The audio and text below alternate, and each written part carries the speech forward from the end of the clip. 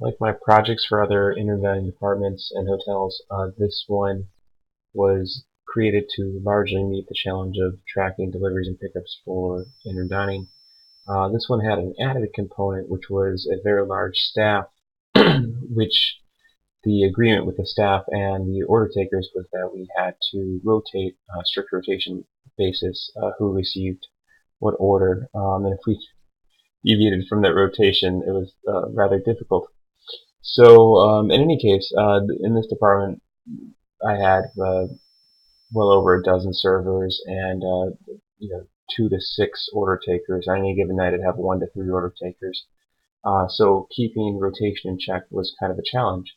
So what I was able to do was create this program, which, when used by the order takers, would allow the manager to set up essentially who received what order and what rotation. So the demonstration I'll show you, I'm going to add these servers into the rotation. I've selected that the begin time is now. Typically we have shifts. Additionally, at this hotel, the section that you were assigned was based on seniority. So we would divide the floors into sections, and I had to input the seniority date of each employee as well as the uh, designation of sections. So automatically here you see an advantage as you continue to add people to the maximum number of servers. We have maybe 7. As you continue to add people in, it would automatically place them in the section according to their seniority and the way the seniority rotation worked. It was an added challenge because, for whatever reason, the AM shift is at a different order of seniority versus the PM shift. So whereas one shift preferred the person with the highest seniority had the highest floors, the other shift preferred the lowest seniority had the lowest floors, or vice versa. So anyway, there was lots of interesting challenges with programming this in. But anyway, for the sake of demonstration, I've just created a roster with these employees. I'll go ahead and save section. And as you can see, we have a record of the fact that we've added people to the rotation. And then here we see the rotation as it is. And where you would begin the rotation, we would have several prompts indicating, are you sure you want to change the rotation? So we're going to make this person first now in the rotation. We had to keep clear records of exactly what occurred in the rotation, whenever, so as not to infringe on their rights to do their job. So here we see, anyway, let's go ahead and give it a shot. So we'll put 1101 plus for delivery. So we see here we have Abdul had made a delivery, and then it rotates automatically to the next server. And this little number right here is the ID number of the employee. This was for the sake of the order taker to input this into the point of sale system as their login to indicate this person delivered it. And then down here we see it's starting to track the number of deliveries each person had. So if there was any type of conflict, the manager can easily go back and see how many each person has had. So we'll do another delivery to 01, and then we'll do another one to 1701, 1601, 1709, 1502. As you can see, I'm still increasing the number of deliveries here as well. And so one of the again, one of the challenges with these, in here we could see quickly what was outstanding for pickup. Additionally, in this program, unfortunately I can't show you because it would reveal confidential information, but in this program I also had the ability to import deliveries from the microsystem. So in Micros we were able to export a report that would indicate the table, in which case in Medallion is the room number, and the time, the date, the server, etc. So by doing that, we were able to also, if we chose not to use the system for a given day, just import the raw data from the point of sale system to allow us to indicate all the deliveries that were made.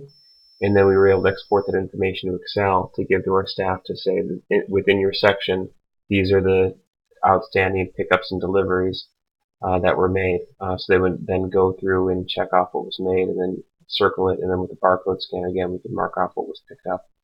This actually worked reasonably well for this hotel. Additionally, one of the things that I started to work on was for amenities at this hotel.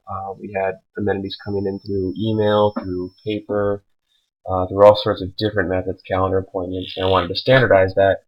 So basically, utilizing this program, and they could input, the person requesting they could input the way they were always challenged to do it, which was using the amenity sheet, which was this. Just I broke it down into two sections. So kind of my goal here was to keep things the same enough that people knew how to do their job, but at the same time have it in a way that we could reasonably figure out the best way to approach our day with amenities. So here they would just input the information as they always had. The only difference was they previously would do it in Microsoft Word on a form that was exactly the same as this. And then the only difference was they were inputting my program. What was nice about this though was as you inputted things, you could actually, let's close out of this. Let's save the changes.